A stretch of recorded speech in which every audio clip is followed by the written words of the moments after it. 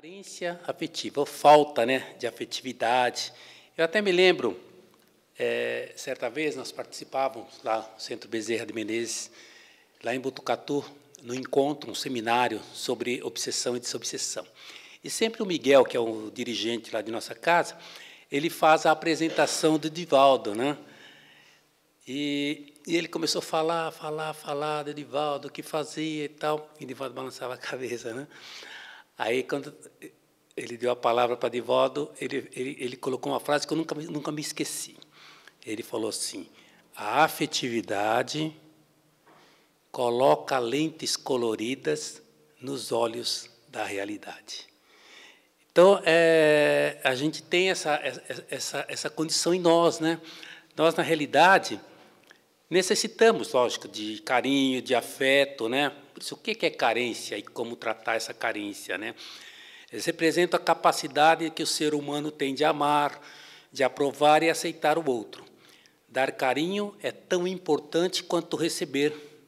E tem uma pesquisa que foi feita pelo IBOP que diz que 28% da população brasileira considera não ter recebido carinho na vida, enquanto 21% afirmam que jamais expressaram carinho a outra pessoa. Só esses números já explicam por que existem tantas pessoas que sofrem de carência afetiva. E por que ocorre isso, né? Nós sabemos que estamos ainda num planeta de expiações e provas. Então, logicamente, o mal predomina. Então, até diz que fazer o bem é difícil. É como nadar contra uma correnteza. Agora, fazer o mal é fácil. É só se deixar levar por ela, né? Então, é por isso que as nossas imperfeições morais é que fazem com que haja esse problema, né, de carência afetiva e também conflitos, e mais conflitos dentro, logicamente, até do nosso próprio lar, que é onde estamos mais ligados às pessoas, né? Então, a carência afetiva é caracterizada por uma dependência emocional extrema, na qual uma pessoa precisa da outra para suprir os problemas internos, né? E para se sentir amada. Então, surge, logicamente, cobranças, medo, vários conflitos estão ligados aí, né? E como que ela é desenvolvida? A gente pode dizer até que, desde as relações primárias, de quando a pessoa está na infância, né, na primeira infância, as crianças que não receberam carinho suficiente ou foram rejeitadas, abandonadas. Por isso é que esse tema está podemos até ligado, né, ao capítulo 5, que nos fala de bem-aventurados os aflitos, porque serão consolados. Porque lá fala de perda de entes queridos, fala dos órfãos. Então, é necessário a gente, então, buscar realmente fazer o quê? Exercitar o amor. Por quê? Porque o amor é a maior expressão de afetividade que existe. Agora, se nós ainda não estamos em condições, né, o Evangelho segundo o Espiritismo, ele diz assim: reconhece-se o verdadeiro espírita pela sua transformação moral e pelos esforços que faz para domar as suas más inclinações. Então, Jesus, que é o nosso mestre e amigo, que é a nossa referência, ele trouxe o quê? Trouxe a regra áurea. Amar a Deus sobre todas as coisas, que é o nosso Pai, né? É amar ao próximo como a ti mesmo. Todas as religiões do mundo têm essa regra áurea nos seus mandamentos, nos seus escritos. Então, logicamente, como nós estamos ligados, né, por laços espirituais e laços corporais, consanguíneos, estamos na mesma família para nos harmonizarmos, a gente vai aprender sempre que na família nós somos espíritos em processo de evolução. Então, a gente ouve falar várias coisas aqui na Casa Espírita. A família é a primeira célula da sociedade, é o primeiro núcleo social, é a primeira escola das criaturas. Então, a visão espírita aprofunda mais ainda esse ângulo, né? Lógico, porque aí vai falar das vidas passadas, né? E na questão do Livro dos Espíritos, questão 774, é falado que os laços sociais são necessários ao progresso. E, logicamente, os de família mais apertados fazem se tornar esses laços, né? Eis porque esses laços de família constituem lei da natureza. Então, no Evangelho segundo o Espiritismo, capítulo 14, honrai pai e mãe para viverdes longo tempo na terra que o Senhor Deus te prometeu, a gente tem lá várias condições, fala da parentela corporal, da parentela espiritual, para que a gente consiga realmente perceber isso, né? Agora, como é que a pessoa pode passar por essa carência se está todo mundo junto ali, né, na mesma família? A gente aprende até, a vida é feita de encontros e desencontros. Nós programamos lá na espiritualidade amiga e retornamos aqui como pai, como mãe, como filhos, como vizinhos, colegas de profissão, como irmãos da mesma casa espírita para nos harmonizarmos. Mas surgem esses problemas. E aí a gente começa a perceber, começa a perguntar o porquê disso, né? Então, vamos dizer assim, que as pessoas carentes possuem diversas características comuns que mostram relações de dependência e necessidades. Então, para se falar dessa carência dentro de casa, ela tem uma extrema dependência do outro para ser feliz. Ela tem submissão e hábito a aceitar qualquer condição por medo de ficar sozinha. Dificuldade de manter relacionamentos longos. Excesso de ciúme e controle sobre o outro. E aí surge também aquela tendência de sufocar o parceiro. Hábito de comparar com outras pessoas e se sentir inferior. Excesso de cobrança em seus relacionamentos, necessidade de chamar a atenção das pessoas, hábito de se fazer de vítima. Então, isso que rapidamente nós citamos, em todas as famílias nós vamos ter esses problemas, né? Só muda o endereço, né? É sempre a mesma coisa. Então, quando o Richard Simonelli falou que nós temos encontros e desencontros, os encontros, né, nós temos já programados, mas nossa inferioridade moral ainda faz com que haja desencontros e a desarmonia, e gera justamente esses conflitos. Então, como tratar? Como tratar esses conflitos que nós podemos ter? Nós temos que aprender a perceber que nós somos seres espíritos, né? Como, certa vez, Khalil Gibran Khalil, lá naquele livro Propreta, a mulher chegou com o filho e falou assim, fala dos nossos filhos. Aí ele falou assim, vossos filhos não são vossos filhos, são os filhos da ânsia de viver por si mesmo, vêm através de vós, mas não vos pertencem. O que ele quis dizer com isso? É que nós temos que nos desapegar de tudo, né? Nós não podemos ter aquela ideia fixa, né? Ou seja, nas pessoas, nas situações, né? Então, a gente tem que perceber que nós temos assim um caminho a seguir, né? Então, nós temos que aprender a amar, aprender a amar-se, aprender a gostar de nós mesmos, né? Então, existem várias maneiras assim para a gente fazer essas reflexões, né, sobre a carência afetiva. Nós falamos da família. E Kardec, né, na questão 775, ele até pergunta qual seria o resultado do relaxamento dos laços familiares. E ele fala uma recrudescência do egoísmo. Então, a gente vai perceber que carência afetiva está ligada também a esse egoísmo, né? Tem uma estreita relação com o egoísmo.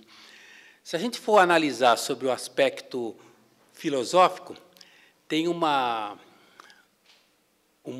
mulher que dá vários cursos sobre filosofia, num site chamado Nova Acrópole. Muito interessante, ela conta várias histórias, contos orientais, né, hindus.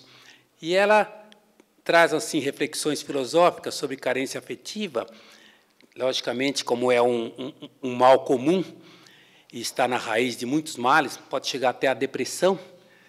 Ela diz que, como o homem é social, tem que, logicamente, que convivermos uns com os outros. Viver é fácil, conviver é que é difícil, né?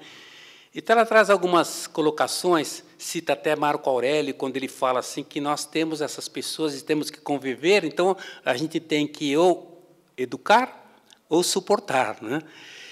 Então, ele fala que o amor motiva virtudes e é amante da vontade. Nós precisamos ter vontade. Uma pessoa só se deixa ser carente, assim, dependente, se ela não tiver vontade de sair, né, daquela situação. Então, ela fala até alguns pontos que podem levar a essa carência. A baixa autoestima, porque aí a pessoa acha que sempre tem o outro que tem que suprir, né? Ela faz assim uma autoimagem até equivocada. Segundo, ela não sabe distribuir o amor. Então, nós temos que saber distribuir o nosso amor. Ela até citou, nós temos que deixar marca, nós temos que deixar um pedaço do coração onde estivermos, né? Lógico que Joana de Ângeles ela fala de outra maneira, ela fala que nós temos que deixar aqueles rastros de luz onde estivermos, né? Então, falta de vida interior, ou seja, a pessoa realmente se harmonizar e perceber que ela é um ser assim, né? Não precisa de aprovação externa. Nós somos assim Deus, como diz Jesus, né? Vós sois deuses. Tudo o que eu faço, vós podeis fazer e muito mais. Então, o que falta também para essas pessoas que se deixam levar por essa carência afetiva? Falta de sentido de vida, claro e motivador. Aí ela não começa a não visualizar ideias, metas, né? Porque ela vai ser sempre motivada por apelos externos. Então, ela trouxe até uma frase que eu achei interessante, que diz assim: carência afetiva em grau elevado, na consciência lembra o abraço do afogado. Ela fala assim, podem observar como que é um abraço de um afogado. É de desespero, ele quer se salvar, ele não está nem preocupado com o outro, ele quer se salvar e acaba até levando o outro junto para o buraco, né? Então, nós temos que perceber tudo isso, né? Porque a carência afetiva esvazia e ela está ligada a esse egoísmo. A pessoa sempre fala assim, eu quero que o outro me ame, que me dê, e começa a ficar com essa dependência, né? É lógico que isso aí pode vir associada a problemas psiquiátricos, psicológicos, né? Que podem levar à necessidade de procurar um profissional, né? Um psicólogo, um próprio psiquiatra, porque ela pode estar até com outros problemas físicos ou até de ordem cerebral. Então, nós temos que perceber que sempre pode haver algo por trás disso, dessa carência. Sempre tem uma ideia, um problema, um conflito a resolver, né? Tem, assim como ela disse lá, um patrocinador mental dessas emoções. E nós devemos fazer o quê? Não se permitir a isso, né? Não deixar. Então, ter cuidado com aquela moda, coitadinho, pobrezinho, né? A pessoa se sente de vítima, né? E aí não desperta a vontade de sair daquela situação. Então, ela até cita os antídotos para as carências afetivas. Nós sabemos, no Evangelho, quando foi falado qual é o meio mais prático e eficaz para a gente se livrar do mal, né? Fazer o bem, aí a resposta lá na questão 919. Um sábio da antiguidade já falou disso, conhece-te a ti mesmo. Aí tem a mensagem lá de Santo Agostinho, falando que ele analisava todos os dias, né? Então, mas a gente tem que se conhecer, tem que se respeitar e tem que realizarmos, né, aquilo que necessitamos. Nós temos que saber, no sentido filosófico, praticar uma solidão saudável, né? Porque a pessoa que tem carência, ela tem medo de ficar sozinha. Ela não aprendeu a ficar sozinha. Ela não lê livro, ela não faz nada, né? Tem que estar sempre com o outro, né? Diz até a Lúcia Helena, acaba aparecendo até uma obsessão, uma vampirização. Então, ela diz que a pessoa tem que ler livro, refletir, ter aquele diálogo interior, né? Distribuir o amor em todas as direções, ou seja, o que é isso? É ver o lado bom das coisas, né? Colocar amor em tudo e em todos, cultivar generosidade e a vontade, ou seja, ter empatia e determinação, e dedicar-se a um ideal. Fala-se até de fazer exercícios, de fazer algo para mudar aquela situação. Então, a gente, quando vai falar sobre o culto do Evangelho no lar, que é uma forma de evitar os conflitos no lar e manter a harmonia, a gente aprende que a biologia molecular e a física quântica, ela diz que, através das nossas emoções, produzimos químicos em nosso hipotálamo, né, nosso cérebro, chamados peptídeos, que irão alimentar as nossas células, ou para o bem ou para o mal. Depende do padrão vibratório, ou seja, as frequências que emitimos. Então, há frequências que combinam com doenças, que atraem viroses, e frequências em que nos fortalecemos e criamos defesas. Então, tudo comandado por nosso pensamento. Nós somos o que pensamos. Então, não há ações isoladas no universo. E só com sentimentos de amor e fraternidade nós poderemos construir um mundo melhor. Então, se no nosso lar, no recinto do lar, nós temos paz, e também podemos ser belicosos, né? Podemos ficar desunidos, chegar a conflitos. Então, se não houver uma correção de rumo, nós percebemos que surgem esses problemas todos. Então, por isso que todas as casas espíritas, a Federação, a USE, todos estão com essa campanha permanente de implantação do culto do Evangelho no lar. Porque o lar é exatamente essa criação de respeito recíproco, de laços de afetividade, onde nós, com a nossa vibração, com o nosso bom sentimento, preparamos pessoas para viverem num ambiente de paz e de felicidade. É lógico, a participação dos pais.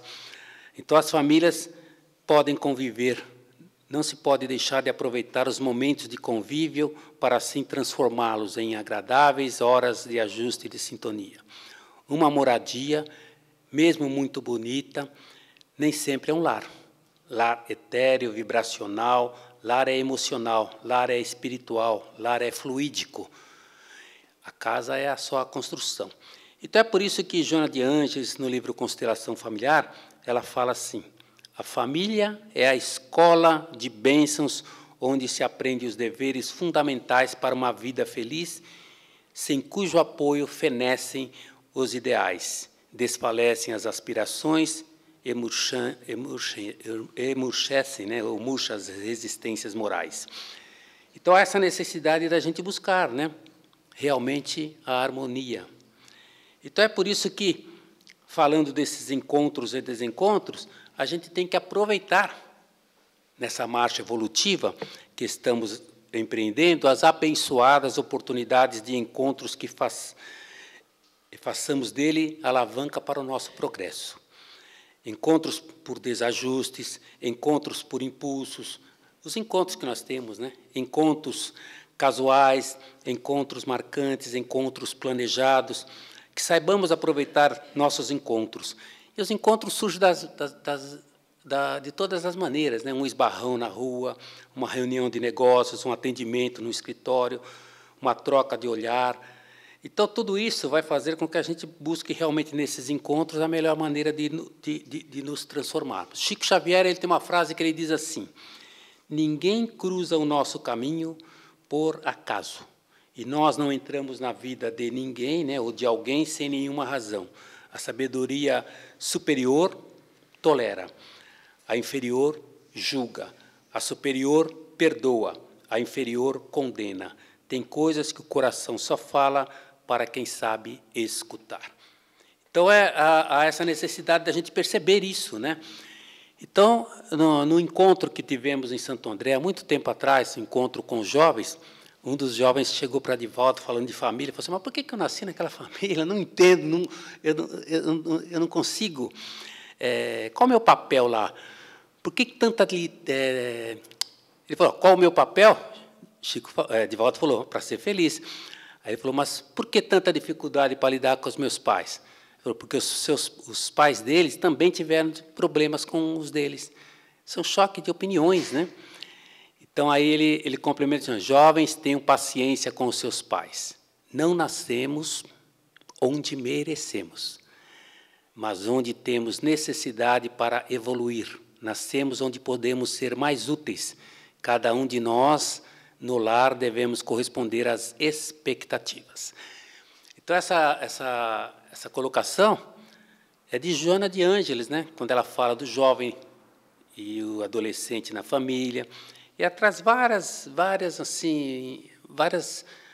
reflexões para a gente pensar realmente sempre da família. No livro Luz no Lar, nós temos as seguintes informações.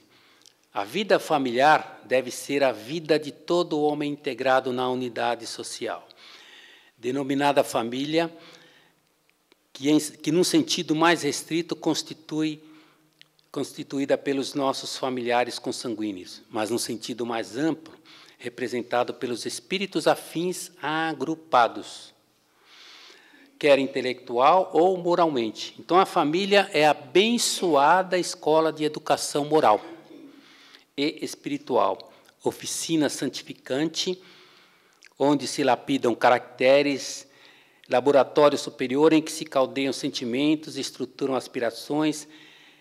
Então, a família é, pois, o mais prodigioso educandário do progresso humano.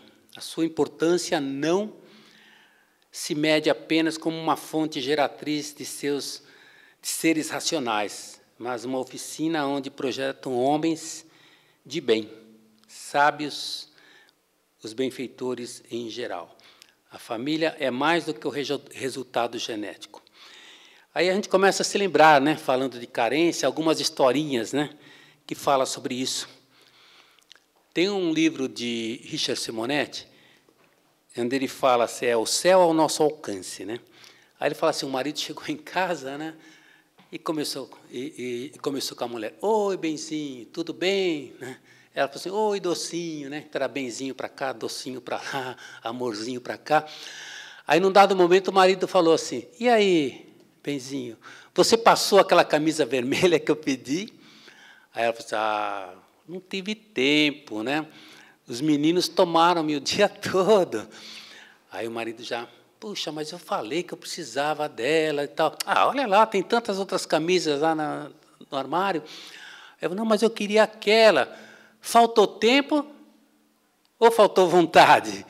Aí pronto, né? Aí já mudou a conversa, né? Aí ela já pegou e falou assim, faltou tempo ou faltou vontade? E ainda complementou, sua inútil. Aí, né, já começou a pancadaria verbal entre os dois. E aí ela falou assim, vontade eu tenho de te mandar para o inferno quando você me fala desse jeito.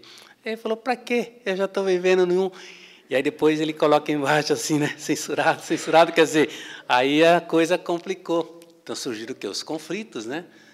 Então é por isso que a gente tem que ter aquela serenidade, tranquilidade, né? Para que não aconteça isso. Aí nós nos lembramos também de uma mensagem, até está num dos livros que tem embaixo do Orlando Nussey, né? O título é O Irrigador.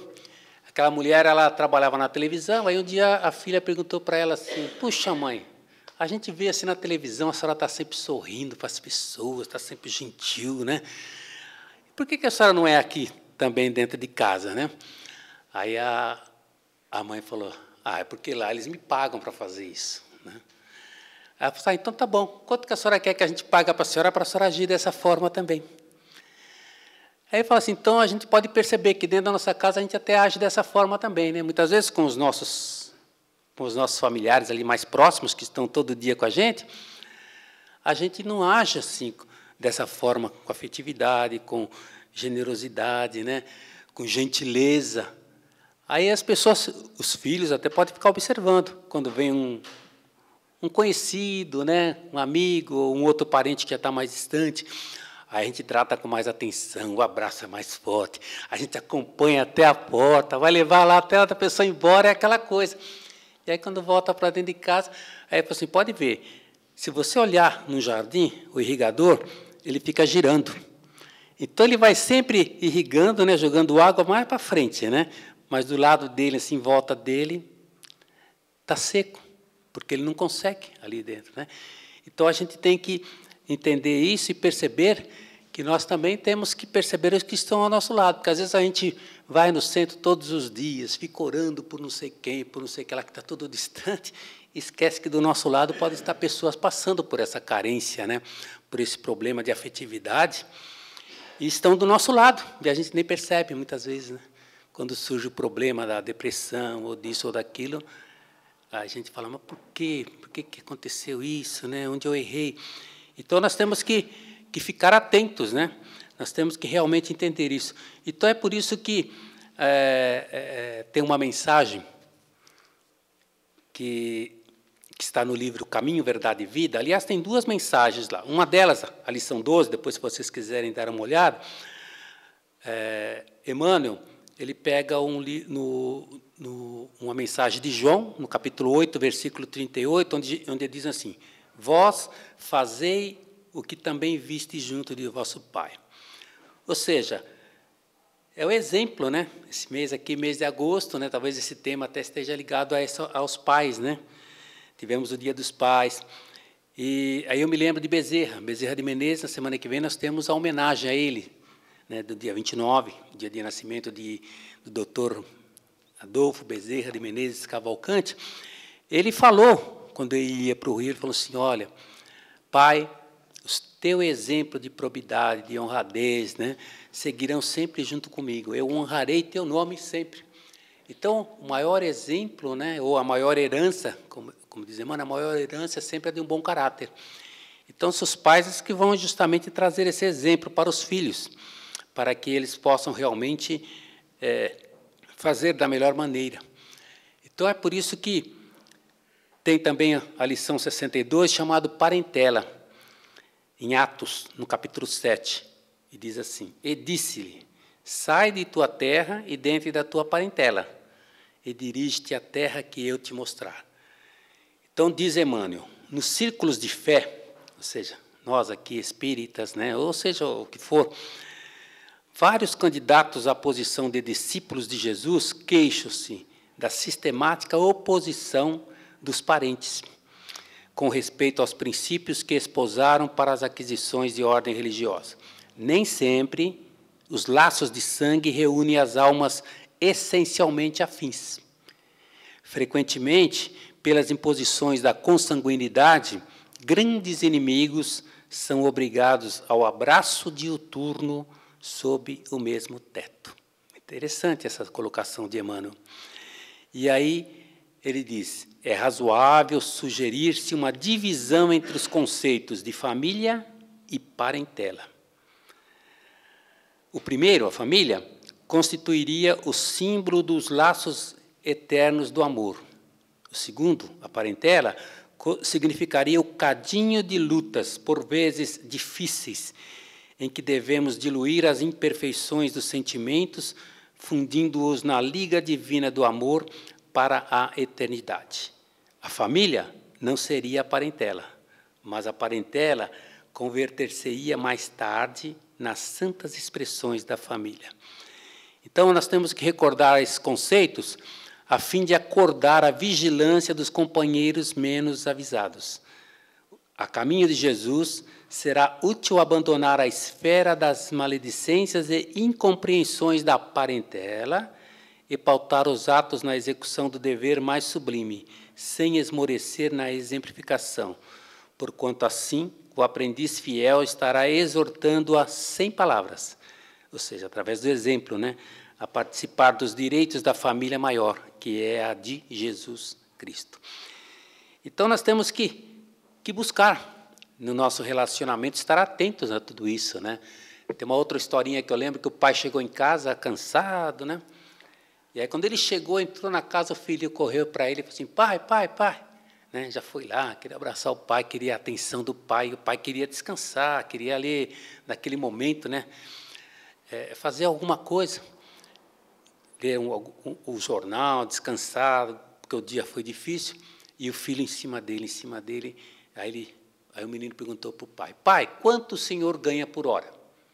Aí o pai, que é isso, menino?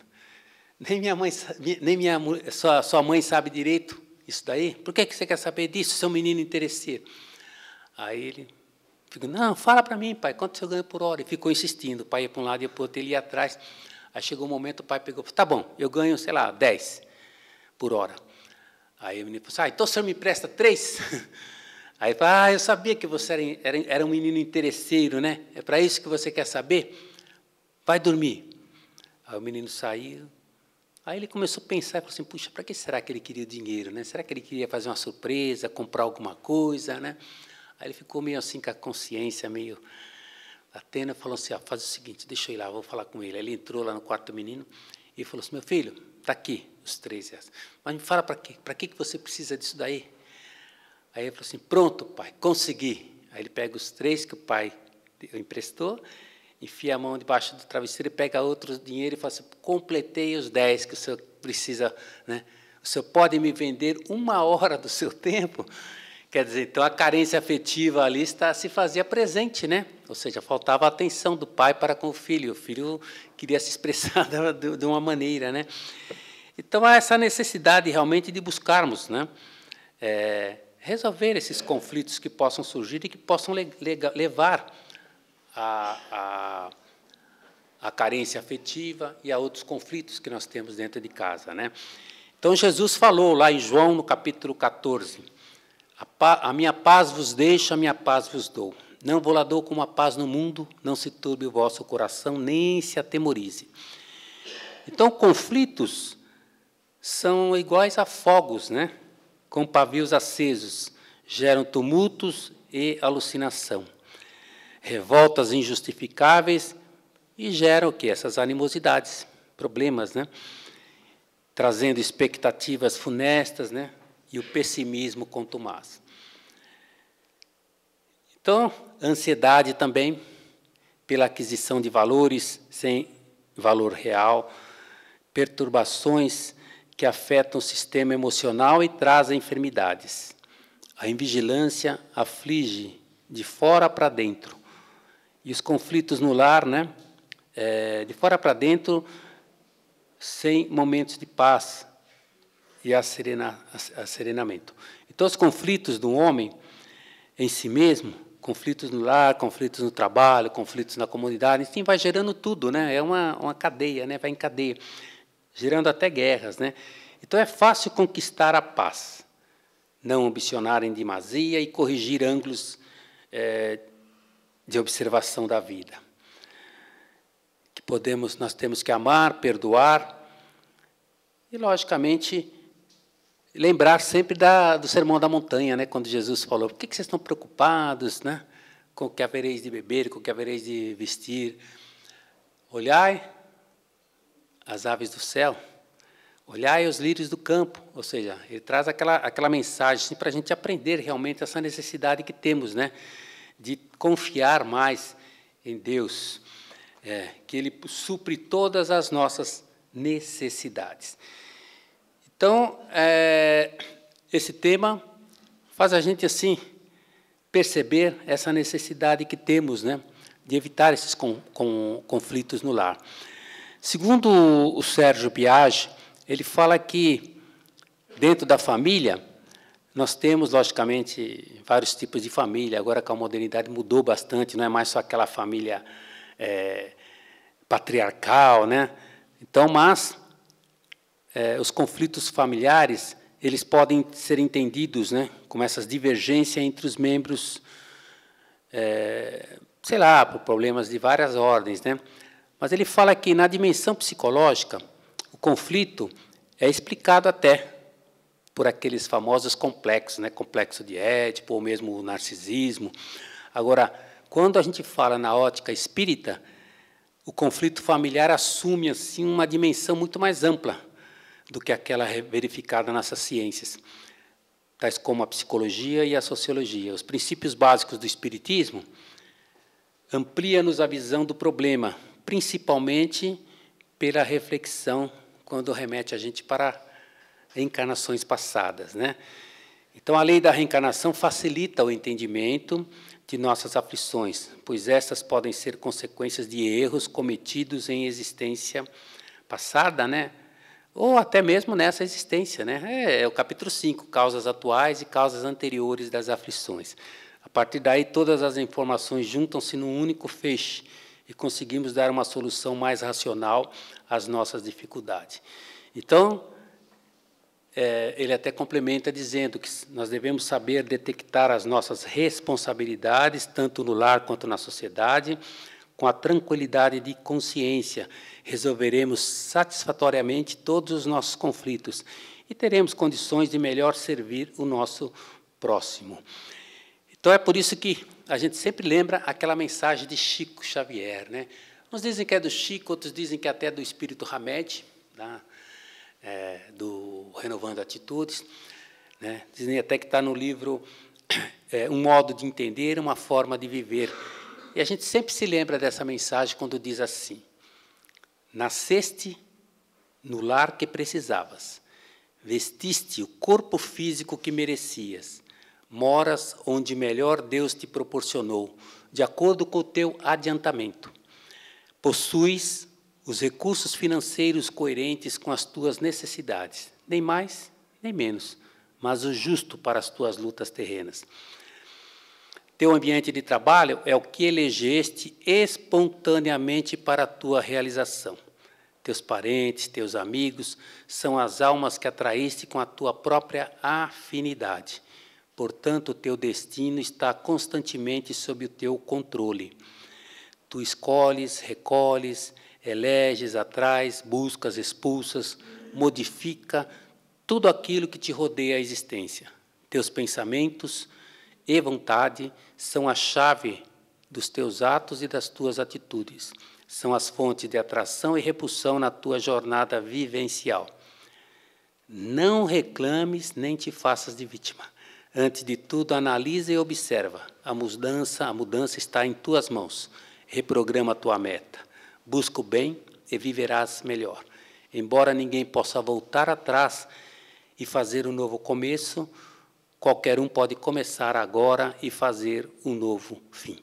Então, essa mensagem, né, ela faz a gente ter uma reflexão muito grande sobre a família, né, sobre esses relacionamentos que todos nós temos, para que a gente consiga realmente aprender a viver em paz, né, e a resolver os conflitos. Porque muitas vezes surgem brigas e a necessidade do diálogo. Por isso, a gente sempre fala da necessidade, né, de implantar o culto do Evangelho no lar, em casa, né. Aí eu estava agora, antes de entrar, lendo ali uma daquelas historinhas, e lá está a arte de resolver conflitos. Eu falei, olha, está ligado ao tema, né. Aí uma historinha até interessante, vou tentar lembrar. Diz que no Japão estava o trem, né, passando, as pessoas todas lá, né, de repente entrou um bêbado, né, mas estava assim bem ruim, e começou a empurrar todo mundo, né? Empurrou até uma mulher que estava com uma criança, ela foi cair no local, mas ninguém se machucou, mas ficou lá. E, sentado assim do lado, tinha um jovem, musculoso, né? Lutador. Ele ficava mais de 8 horas assim nas lutas, né? Ele queria assim, ele falou assim, eu vou dar um jeito nessa pessoa que está importunando, né? Está sendo assim inconveniente. Aí ele já estava assim, se estourando para querer dar uma surra lá no bêbado, né? Aí, de repente, a hora que ele ficou assim, porque ele continuou mexendo com todo mundo, atrapalhando, reclamando, xingando. Na hora que ele ia revidar, né, agir-se com toda a força que ele tinha, alguém fala, ei. Aí ele olha assim, é um velhinho, né? Bem tranquilo. Aí o velhinho fala e os dois olham, tanto o jovem quanto o outro. Aí o jovem até fica quieto, né? E aí o bêbado responde, o que foi? O que você quer? Aí o velhinho começa a conversar com o bêbado. Não, eu já estive assim também. E começa a falar para ele da família, né, dos lugares que ele ficava, né, de onde ele tinha ido, o que ele tinha feito. E aí que ele gostava de comer caqui, que ele... Aí o bêbado fala, eu também gosto, eu também já vi isso daí, assim. Aí ele foi apaziguando, né? Aí começou a conversar. Aí, de repente, a pessoa que estava naquela situação, ela foi começando a querer chorar. E falou assim, mas sabe o que acontece comigo? É que eu não tenho mais família, não tenho mulher, não tenho filhos, não tenho emprego, estou desempregado há muito tempo, e ficou assim na situação de querer chorar, chorar, chorar. E aí o jovem, que era lutador, né, que queria resolver o conflito ali, né, o problema na briga, na força, só ficou observando, escutando, e aí ele já ia sair, ia descer do trem, ele ficou ainda observando, percebeu até que o rapaz que estava totalmente desequilibrado, já estava até colocando a cabeça no colo do velhinho, né, e ouvindo, né? Aí ele percebeu que com diálogo, com conversa, né, poderia se resolver aquele conflito. Mais ou menos isso, né? É o que acontece. Muitas vezes a gente quer resolver na força, né, e a gente acaba trazendo o quê? Desequilíbrios, né? Então nós temos que agir da melhor maneira para que possamos realmente, né, apaziguar, não se deixar levar pelo desequilíbrio. Por isso, a importância do lar na educação moral, né? O lar que os espíritos se encontram sob o mesmo teto, na condição de pais, de filhos, de irmãos, né? Então, nesse ambiente são oferecidas oportunidades de um novo aprendizado. Então, só para a gente complementar, tem algumas frases que diz assim, por exemplo, Emmanuel, ele fala, o culto do Evangelho no lar não é uma inovação, é uma necessidade em toda parte onde o cristianismo lance raízes de aperfeiçoamento e sublimação. Quando o ensinamento do mestre vibre entre as quatro paredes de um templo doméstico, os pequeninos sacrifícios tecem a felicidade comum. Bezerra de Menezes, ele dizia, trabalhemos pela implantação do Evangelho no lar quanto estiver ao alcance de nossas possibilidades. Trazer as claridades da Boa Nova ao templo de família é aprimorar todos os valores que a experiência terrestre pode nos oferecer. Joana de Ângeles também se manifestou a esse respeito, esclarecendo, pelo menos uma vez por semana, reúne a tua família e felicita-a com o Espiritismo, criando assim e mantendo o culto evangélico para que a diretriz do Mestre seja eficiente rota de amor e sabedoria em tua casa. E ela diz ainda, e se desejares felicidade na terra, incorpora-o ao teu lar, criando um clima de felicidade geral. Acende o sol do Evangelho em casa, reúne-te com os teus para orar e jamais triunfarão as trevas em teu lar, em tua família e em teu coração. E Bezerra de Menezes, então, convida a gente a essa ação. Auxiliemos a plantação do cristianismo no santuário familiar à luz da doutrina espírita. Se desejamos efetivamente uma sociedade aperfeiçoada amanhã. Então, nós precisamos de paz, né? Nós buscamos a paz. Aí eu me recordo de uma mensagem psicografada por Francisco Cândido Xavier, o título é Em Torno da Paz. Aí ele conta que estava uma manhã assim, já estava até ensolarada, né? E a Anacleto acordou. O relógio, o despertador tocou, ele foi lá, desligou, e ele olhou assim, estava aquele sol bonito. Aí ele olhou do lado da cama, tinha a frase de Jesus, a minha paz vos deixo, a minha paz vos dou. Não vou lá dou como a paz do mundo, não se turbe o vosso coração, nem se atemorize. Aí ele ficou contente lendo aquilo e ficou com aquele pensamento positivo. E falou assim, hoje vai ser um dia de paz, eu não vou ter problema lá no meu trabalho, com as pessoas com quem eu vou me encontrar, hoje vai ser um clima de paz. Né? E ficou naquele estado assim, elevado. Né? Aí ele foi para o banheiro, tomar um banho rápido para ir trabalhar. A hora que ele está lá no banheiro, ainda está pensando naquilo, né? Está assim ainda meditando, relembrando, refletindo sobre aquela mensagem de Jesus, sobre a paz, e está tranquilo. Né? Aí ele termina de tomar banho, aí, quando ele vai pegar a roupa, a calça, para ir trabalhar, ele olha, a calça tinha um corte.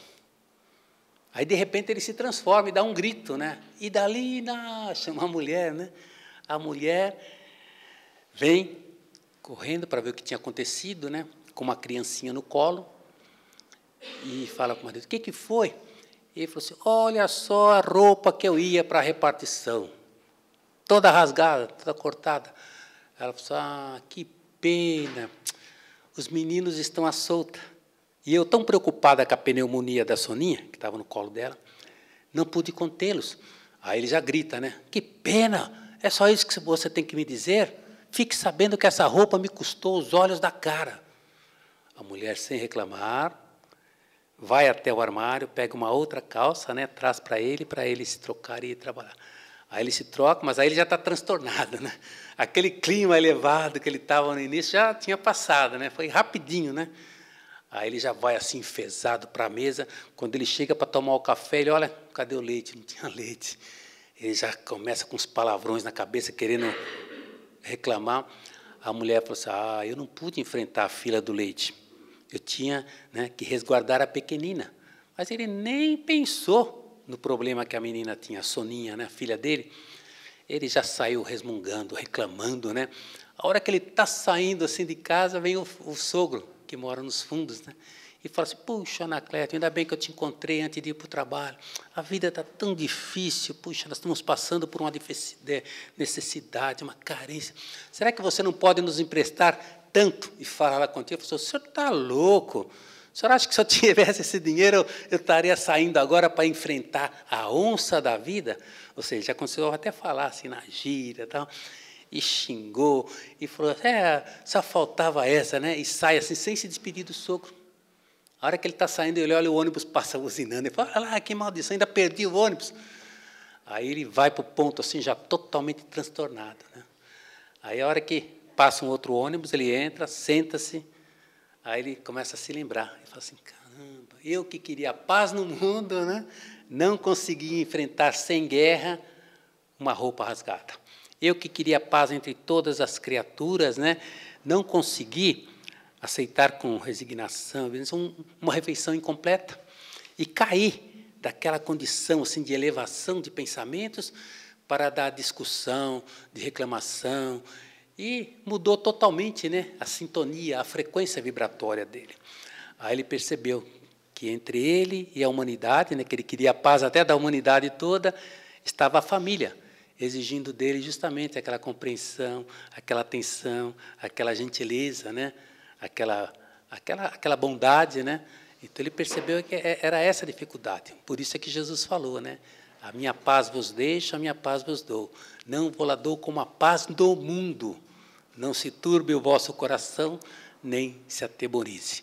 Porque a gente sabe, Jesus falou, no mundo tereis aflições, mas tem bom ânimo. Eu venci o mundo. No mundo as iniquidades, ou seja, as injustiças se multiplicarão. E a fé ou o amor de muitos esfriará. Mas aquele que perseverar até o fim será salvo. Então, que nós possamos refletir sobre esse tema, que nós possamos evitar os conflitos no lar, as carências afetivas, né? Porque a gente fala que carência não é só falta também, às vezes o excesso de carinho também gera problemas. Porque uma criança muito mimada, quando ela chega no final, ela não tem responsabilidade, ela não sabe fazer mais nada, ela fica na dependência dos pais também. Então, é lógico que é um tema muito assim, complexo, mas que nós possamos realmente sempre ter Jesus como a nossa referência, porque Jesus é o recurso maior das nossas vidas. E eu quero encerrar a presente exposição lembrando uma mensagem de Maria Dolores, onde ela diz assim, que os problemas, as aflições e o desespero são fases transitórias da estrada fora. Recorda a lição de toda hora, exigindo-te a compreensão. Não te entregues, segue em frente, que as nuvens afastam-se depressa quando nós oramos sem pressa, pedindo a Deus o seu perdão. Nós vemos os estampidos das guerras, gerando violência, ódio, mas lembra-te daquele que fez-se amor da grandeza celestial, pois não há coração que respire e nem sobreviva aos golpes do veneno, mas todo ato de amor, mesmo pequeno, é benefício contra o mal. Situações penosas e infelizes são quadros de desespero e dor, mas olha, até as mãos doentes estão espalhando, amparando o amor, como se fossem fontes de divina luz. Sejamos, pois, um coração humilde, pronto a servir sem receios, pois todos os recursos têm seus meios e a nossa força é Jesus. Então, um bom dia a todos e que possamos sempre agradecer a Jesus, o nosso mestre amado, a Maria, né? Aquela que falava, tudo passa, isso também passará. Ela que atendia a carência afetiva de tantas pessoas que passavam lá na casa da Santíssima, né? Que possamos agradecer por esse manto de misericórdia, estar sempre coberto para nós, para a nossa família, para o mundo todo. Que assim seja.